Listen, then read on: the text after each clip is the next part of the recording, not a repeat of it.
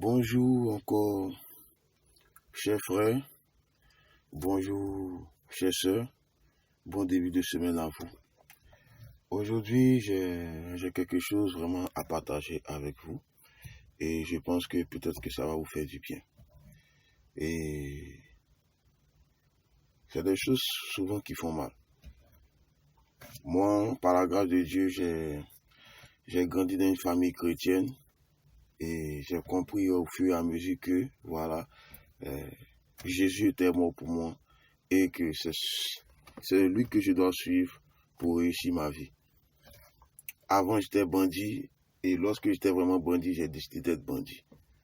On me forçait à aller à l'église, sinon moi-même, c'était pas du tout dans mon programme. Voilà, je vivais pleinement mon banditisme avec amour. Et c'est ce que Dieu demande dans sa parole. Pourquoi je dis ça? Il dit, la personne qui veut être méchant, qui continue à être méchant, jusqu'à ce qu'il revienne.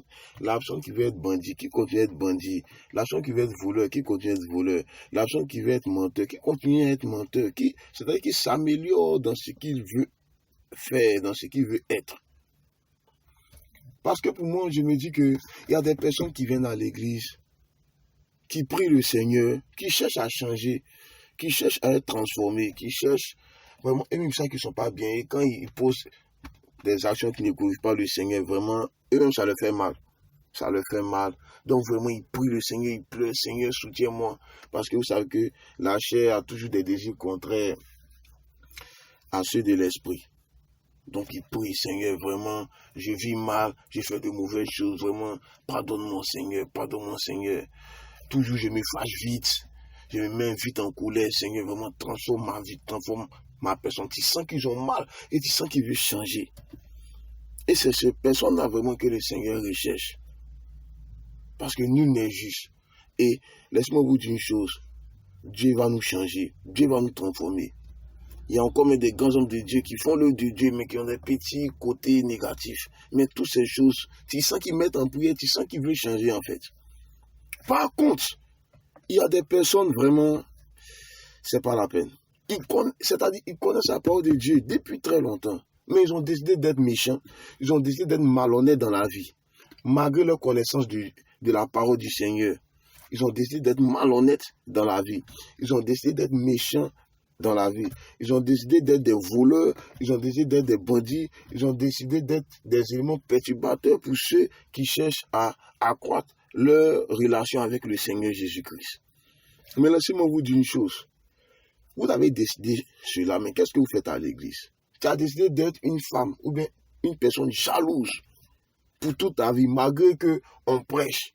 On te dit de ne pas être jalouse, de prier pour ton frère, et puis Dieu toi-même, c'est-à-dire, va te bénir. Parce que tu as pensé au bien de ton frère. Mais tu dis tu veux pas, tu veux rester jaloux, tu veux rester palaboué, il n'y a pas de problème. C'est ton choix. Mais comme la parole de Dieu dit elle-même, si tu fais ton banditisme, si tu fais quelque chose de mauvais, attends-toi à bien le faire.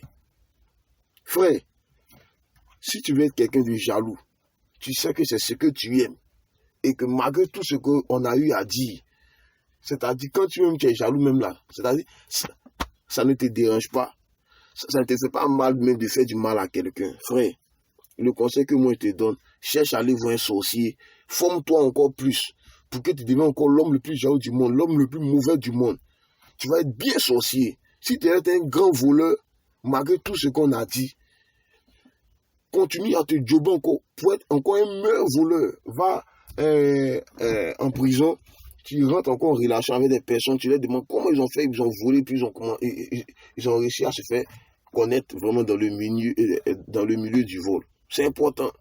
Toi qui vraiment, c'est-à-dire, tu veux continuer à être malhonnête, va chez les Libanais. Je ne dis pas que tous les Libanais sont comme ça. Amen. Je ne dis pas que tout le monde est comme ça. Va chez les personnes encore plus malhonnêtes que toi. Ils vont t'apprendre encore à être malhonnête. Voilà. C'est-à-dire, si tu fais quelque chose de mauvais, ne prenez pas votre temps pour venir à l'église. Des gens viennent à l'église pour chercher vraiment la présence du Seigneur, pour être transformés dans leur vie. Des gens viennent, ils font des jeûnes, ils font des prières intenses, des veillées, ils ne dorment pas. Oui, parce qu'ils veulent des changements dans leur vie. Vous aussi, Vous venez vous mettre dedans. Vous venez des vétérinaires à 6 heures dans l'église. On ne sait pas qu'est-ce que vous venez chercher. Alors que vous-même, là, vous avez décidé de ne pas changer. Qu'est-ce que vous venez faire dans l'église? Qu'est-ce que vous venez faire dans l'église? Tu as décidé de ne pas suivre Jésus. Malgré que tu connais toute la parole de Dieu, tu as décidé de ne pas suivre Jésus. Va le couper décalé, il t'attend là-bas. Va faire le show. Là-bas, là, si tu es même impudicité, même là, c'est-à-dire, on t'attend pour ça, en fait.